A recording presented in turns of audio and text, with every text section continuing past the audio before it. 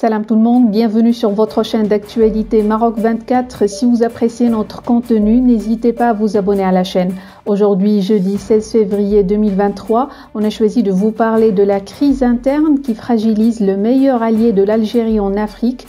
En effet, l'Afrique du Sud sombre dans la crise d'énergie, particulièrement l'électricité. Sale temps pour Cyril Ramaphosa, le président sud-africain qui n'arrive plus à contenir la colère populaire face au manquement cruel en électricité et une économie à bout de souffle qui font ressurgir toutes les carences de l'État et son incapacité à gérer les problèmes.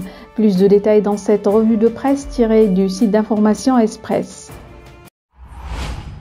Après une année 2022 des plus sombres pour l'Afrique du Sud, marquée par plus de 200 jours de délestage, les coupures d'électricité continuent en 2023 de faire des dégâts. Les Sud-Africains sont privés d'électricité pour plus de 10 heures par jour, à cause de ce scandale qui fragilise Cyril Ramaphosa, suite à des années de mauvaise gestion, de corruption, de sabotage et de décisions politiques inadéquates. Eskom, l'entreprise publique d'électricité, s'est rendue à l'évidence, en annonçant qu'elle est devenue incapable de produire de l'électricité de manière continue.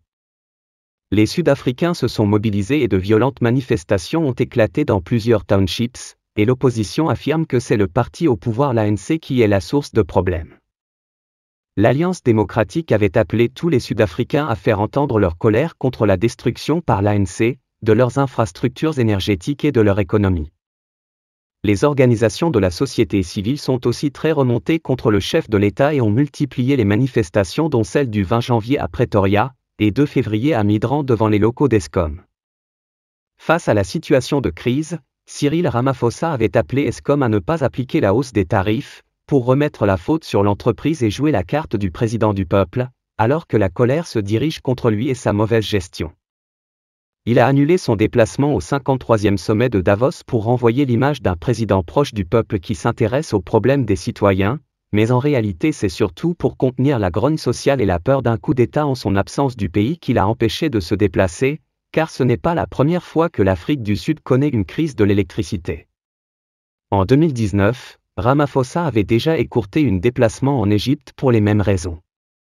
Pour l'opposition et les Sud-Africains qui ont ras-le-bol, le président Cyril Ramaphosa a montré son incapacité de résoudre les problèmes du pays.